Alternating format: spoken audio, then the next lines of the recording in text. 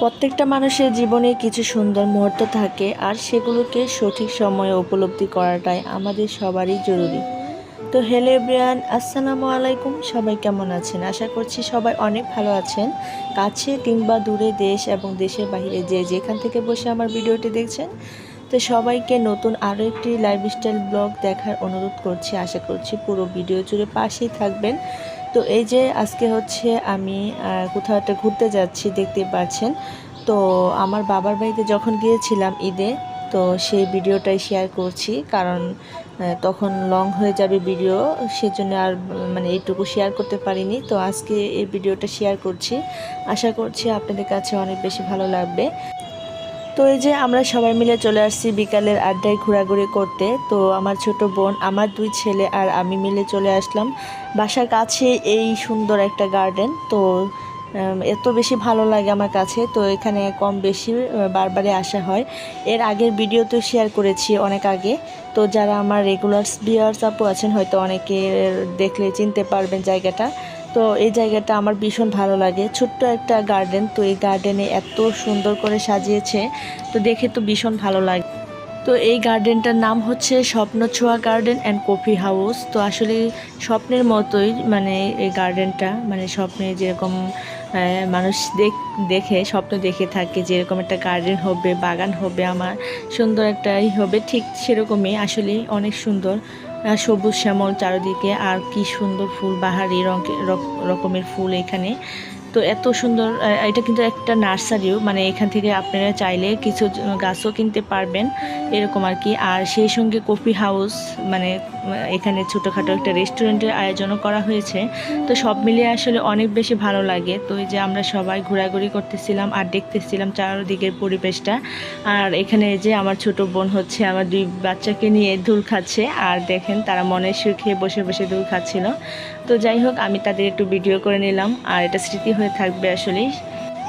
তো বাচ্চাদের এই ধরনের কোনো গার্ডেনে বা কোনো পার্কে নিয়ে গেলে এরা এত বেশি খুশি হয়, মানে সেখান থেকে আসতেই চায় না। আর আমার এই যে পিসকু সোনাটা অনেক বেশি খুশি হয়, সে এত দুষ্ট, মানে আমার হাত ছেড়ে ছেড়ে একাই হাঁটতে যায়, হাত ধরে হাঁটবে না একদমই। তো একা একা দৌড়াবে আর হাঁটবে, এরকম আর কি। তো যাই হোক, দোলনা পেয়ে তো এগুলো দেখে আর কি অনেক বেশি খুশি। আর এটা ছিল আরেকটা পার্ক বলতে সরি, একটা রেস্টুরেন্ট। তো এটা ছিল হামিদা কাবাব ঘর, মানে এই রেস্টুরেন্টটাও মোটামুটি অনেক সুন্দর আর নিরিবিলি একটা পরিবেশের মধ্যে।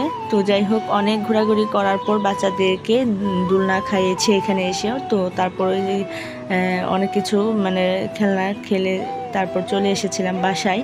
আর বাসা থেকে আসার পরে হচ্ছে আমি সন্ধ্যার দিকে আমাদের বাসায় চলে আসছি। আর এসে যে দেখতে পাচ্ছেন, আমার বাবার বাড়ি থেকে আমার শ্বশুর বাড়ি কিন্তু একদমই কাছে, তো সেজন্যই চলে আসলাম অনেক দিন, যেহেতু বাবার বাড়িতে থাকা হয়েছে।